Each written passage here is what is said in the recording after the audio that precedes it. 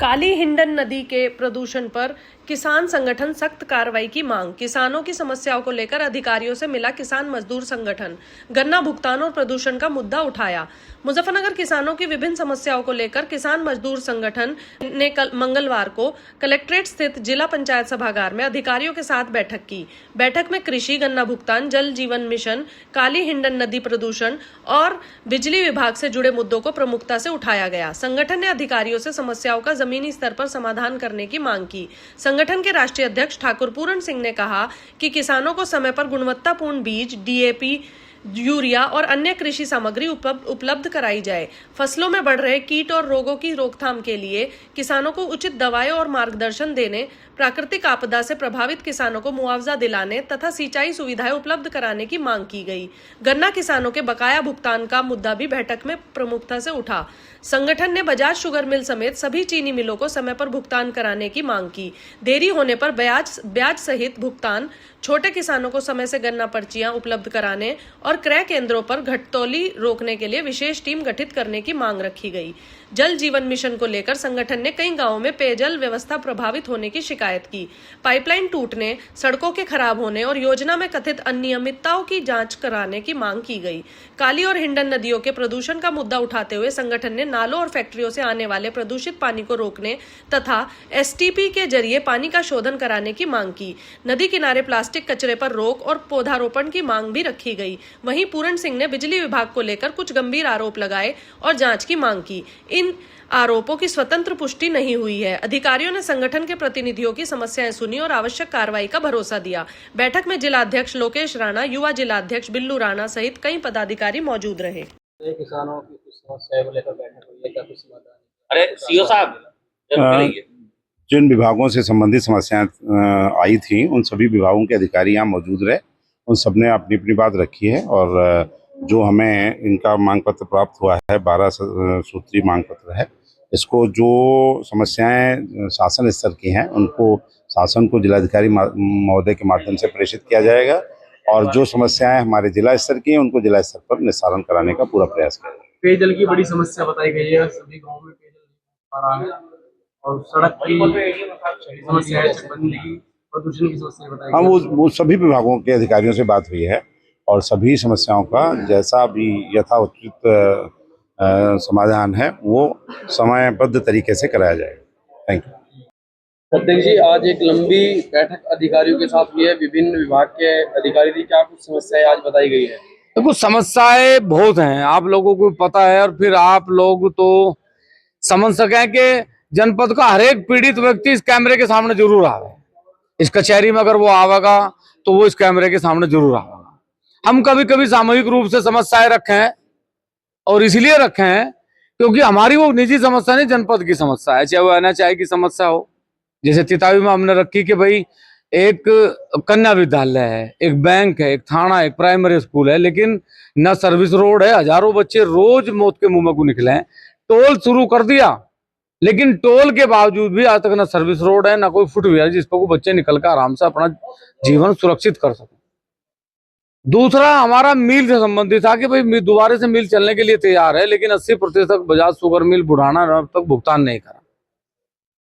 सबसे बड़ी समस्या यह है कि बड़े बड़े नेशनल हाईवे निकल रहे, पानीपत, खटीमा, राजमदेरा, दिल्ली, देहरादून है, गंगा एक्सप्रेसवे, जमुना एक्सप्रेसवे, लेकिन गांव के जितने भी लिंक मार्ग हैं उनकी स्थिति बद से बदतर हो चुकी। वो बच्चे स्कूल में जाने नहीं, छुट्टी करनी पड़े, मतलब जल भराव से, फिलहाल बरसात से ये समस्या है, चाहे वो शहर हो या गाँव हो। प्राइमरी स्कूल हो, जूनियर हाई स्कूल हो, उनकी स्थिति आज की तारीख में किसी से छुपी नहीं है। खिचड़ी खाने के सिवा वहां कुछ हो नहीं रहा है। बिजली की समस्या ये है कि 10,000 5,000 पे बिजली के कनेक्शन काटे जा रहे, बिना मतलब की रिपोर्ट दर्ज कर रही, जिसका हमने संज्ञान लिया कि कम से कम 24 घंटे का पता लगे कि इस जांच होने के बाद तो रिपोर्ट हो ना। अब मान लिया रिपोर्ट होगी, फिर वो काटने में इतना समय लगे जिसकी कोई सीमा नहीं। तो इन सारी समस्याओं को लेकर आज हम आए थे, जिसमें सभी संबंधित अधिकारी यहाँ थे। ADM साहब थे, SDM साहब थे, CO साहब थे, चकबंदी से थे, PWD से थे, खाद्य विभाग से थे, सभी विभागों के यहाँ सब लोग थे। सब अधिकारियों ने आश्वासन दिया कि साहब इस पूरी प्रक्रिया को करने के लिए हमें 1 महीने का समय चाहिए। तो आज 1 महीने का समय हमने दिया और ये भी कहा है कि यदि 1 महीने में ये सारी चीजों पे कोई भी काम नहीं होगा तो फिर इसी कचहरी में अनिश्चितकालीन धरना स्थल पे धरना शुरू करा जाएगा। आपने बिजली विभाग पर एक बड़ा गंभीर आरोप लगाया कि इस मुस्लिम गांव में जाते हैं और सुबह ही 20 से 25 हजार रुपए कमा के आ जाते हैं, भाई करके आ जाते हैं। मुस्लिम गांव को तो फिलहाल सरकार ने और अधिकारियों ने अड्डा बना लिया, मतलब बिना किसी गलती के। मैं तो कह रहा अगर गलती है तो उसका दंड मिलना चाहिए, लेकिन वो जो दंड है वो ना तो शासन ना प्रशासन, उसे मात्र वो लोग दे रहे जो अनलीगल हैं। वो बिजली घर के लाइनमैन है, एसएसओ है, वो सुबह जाएंगे और सुबह जाके वीडियो बनावेंगे और वीडियो बना के वो फिर डरावेंगे, डरा के वो 10-20 हजार रुपए रोज उनसे डरा के उतार रहे।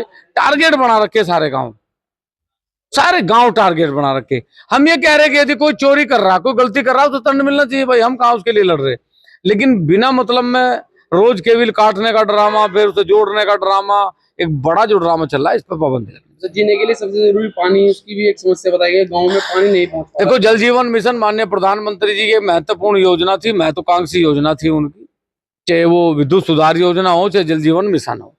लेकिन जल जीवन मिशन की हालत यह है कि कंपनियों के द्वारा एक बहुत बड़ा टेंडर घोटाले से लगा के और गांव तक घोटाला हुआ और आज तक 80% गांव में 80% जल नहीं गया। हर घर जल, हर घर नल नहीं है, हर घर सड़क टूटी हुई तो पहुंच गई, लेकिन हर घर आज तक जल नहीं पहुंच पाया।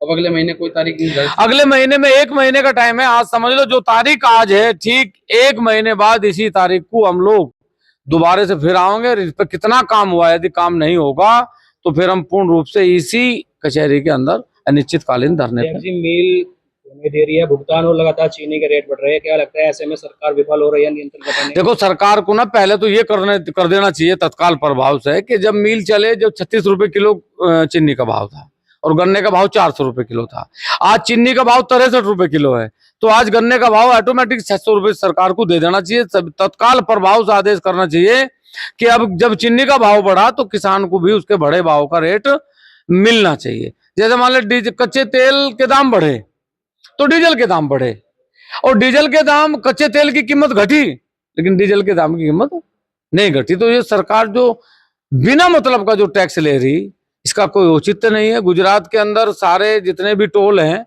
लोकल जो स्टेट के टोल है, वो सब फ्री हैं, नेशनल हाईवे को छोड़कर सब टोल फ्री हैं। लेकिन उत्तर प्रदेश में ये रुहाना पे आप जाओगे तो उसका सबसे महंगा टोल है, वो राज्य का टोल है। आप 6,500 करोड़ रुपया किस एडवर्टाइजमेंट पे लगा रहे, ये पता तो लगे ना एक बार। वो प्राइमरी स्कूल में लग रहे, जूनियर स्कूल में लग रहे, वो आयुष्मान कार्ड पे लग रहे, चिकित्सा पे लग रहे, सुरक्षा पे लग रहे। तो ये कथनी और करनी में अगर अंतर है तो हम नहीं समझ सकते। 2047 नहीं है, 5047 तक भी देश विकसित होने वाला नहीं है। समस्या को लेकर किसान आंदोलन करने की तैयारी है। देखो, किसान तो रोज ही बेचारा लड़ रहा, आंदोलन कर रहा। बात यह है कि एक दूरी है हम लोगों के बीच की और उनके बीच की, वो कभी कभी कम कभी कभी ज्यादा हुआ है। हमने कहा कि 1 महीने का समय है, यदि हमारी समस्याओं का समाधान नहीं होने का तो आदरणीय हमारे जिलाध्यक्ष लोकेश राणा जी, युवा जिलाध्यक्ष बिल्लू राणा जी, सुधीर चौहान जी, सभी जो भी हमारे संगठन में काम करने वाले लोग हैं, इस संगठन में जिसके किसानों के लिए लड़ रहे, वो फिर इस पर बड़े आंदोलन 1 महीने के बाद करें।